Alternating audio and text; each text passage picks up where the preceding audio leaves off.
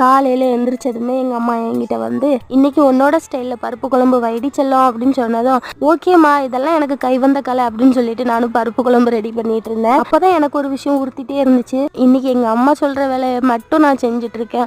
ஆனா இதுவே நான் கேரளாவுக்கு போயிட்டேன்னா எல்லா வேலையும் நான் தான் பண்ணும். சமைக்கணும், துணி துவைக்கணும், பாத்திரம் தைக்கணும், வீட்டை கழுவணும், ரிப்பீட். இந்த மாதிரி ரிப்பீட் மோட்ல நடந்துகிட்டே இருக்கும். அப்புறம் இன்னொரு முக்கியமான விஷயம், ரொம்பவே நான் மிஸ் பண்ற விஷயம் என்னன்னா இந்த கருவேப்பிலை மரம் தான். தேவைப்படும் போது ஓடி வந்து 2 கருவேப்பிலை கொத்தை இனிக்கிட்டு போய் அதை தளிச்சு நாங்க சமையல் பண்ணிடுவோம். ஆனா இதுவே கேரளால அப்படி கிடையாது. அப்புறம் எங்க அக்கம் பக்கத்துல இருக்கிறவங்க எல்லாம் அவங்களுக்கு நேரம் போகலன்னா நம்ம நேரத்தையும் போக வைக்கிறதுக்காகவே வந்துருவாங்க.